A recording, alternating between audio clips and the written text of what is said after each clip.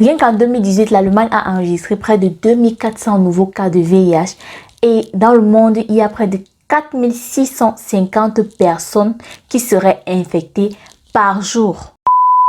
C'est-à-dire qu'en prenant ce médicament, tu es protégé du VIH, même si tu as un rapport non protégé avec une personne séropositive.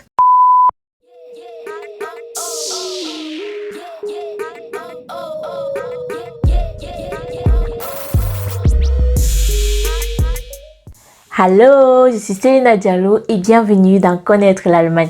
Comme tu l'as remarqué, on vient de passer le cap des 1000 abonnés et ça me fait super plaisir de voir que vous êtes de plus en plus nombreux à me faire confiance.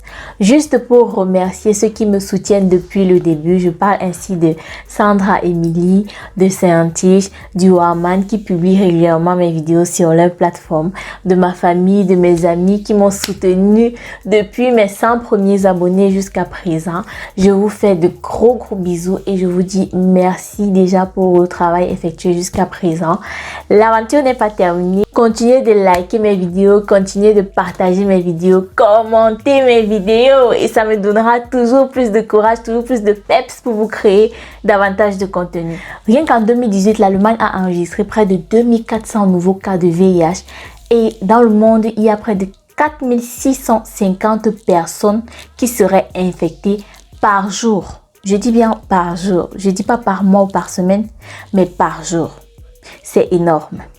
L'âge moyen des personnes qui sont infectées varie entre 15 et 49 ans. Normalement, c'est l'âge pendant lequel on est le plus sexuellement actif dans notre vie. Mais pourquoi est-ce qu'il y a toujours autant de nouveaux cas dans le monde malgré toutes les campagnes de sensibilisation qu'on voit sur tous les médias et sur Internet? Et qu'est-ce que l'Allemagne a fait pour stopper définitivement les contaminaisons? Ça, c'est ce que nous verrons dans la suite de cette vidéo.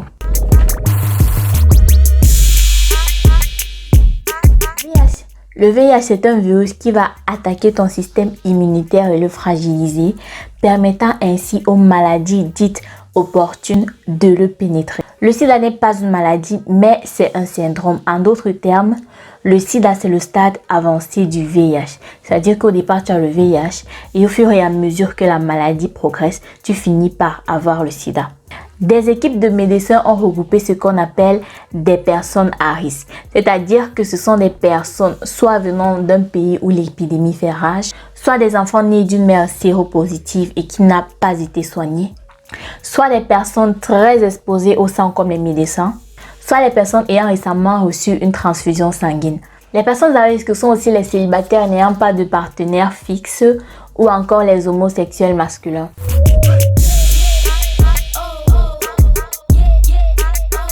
Ça, franchement, aujourd'hui, je pense qu'il y a personne qui puisse dire qu'il n'a jamais entendu parler de comment se protéger du VIH. On nous l'a ravagé à l'école secondaire, hein? No condom, no sexe. Vous comprenez donc que le préservatif est le moyen le plus sûr pour se préserver,